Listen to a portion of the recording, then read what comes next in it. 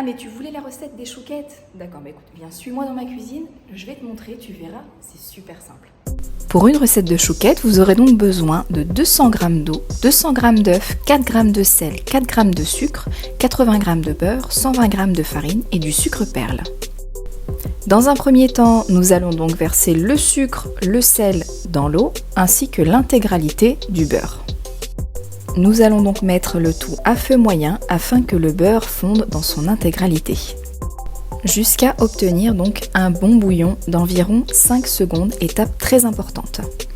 À ce stade-là ensuite, on éteint donc le feu et on ajoute la farine tamisée en une seule fois. Nous allons donc ensuite nous empresser de remuer afin d'obtenir une belle pâte, voilà, de cette consistance. Toute la farine est donc bien mélangée.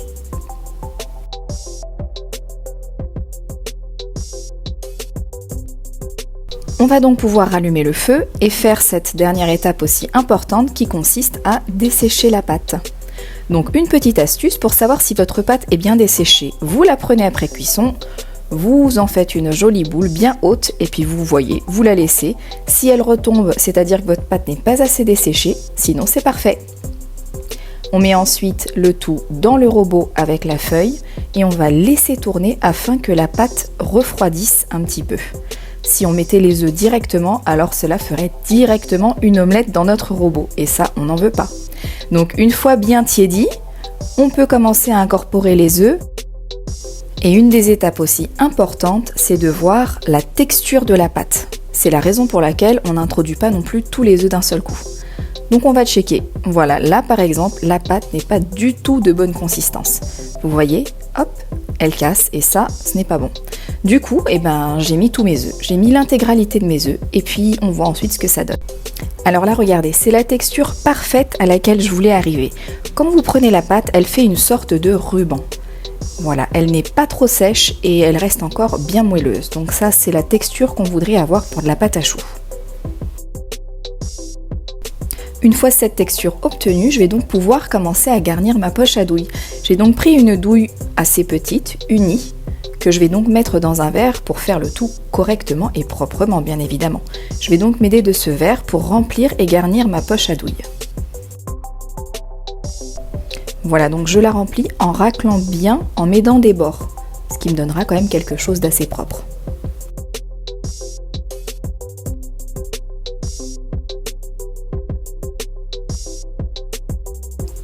Voilà, donc ça y est, ma poche est donc prête. Je vais enfin pouvoir pocher. À ce moment-là, libre à vous de pocher la taille des choux que vous souhaitez. Des petits choux, des gros choux. Maintenant, tout est possible vu que votre pâte à choux est entre vos mains. La technique consiste à se mettre ni trop haut ni trop près de la plaque, donc à un juste milieu, de presser, presser, presser, de stopper et de casser, comme on dit. Voilà, je presse, je stoppe, je casse. Je presse, je stoppe et je casse.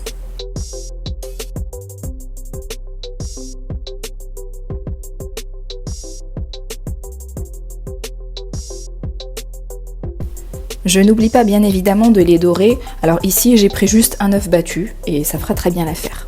Donc je les dore un par un avec un pinceau.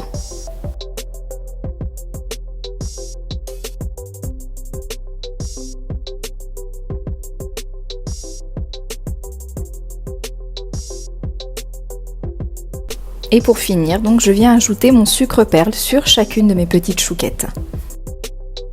J'essaye donc d'en répandre un petit peu partout uniformément sur les chouquettes.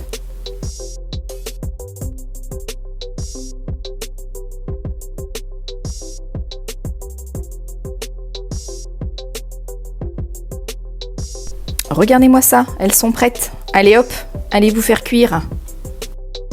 Et après 32 minutes à 180 degrés, bien évidemment c'est avec mon four, regardez-moi ça, la magie a enfin opéré. Elles sont bien rondes, bien gonflées, moelleuses à souhait, mais toujours croustillantes à l'extérieur. Et franchement, ça, c'est ce qu'on recherche.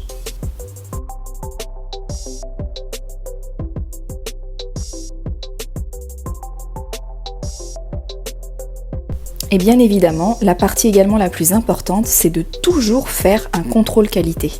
Et regardez-moi ça. Allez, bon appétit!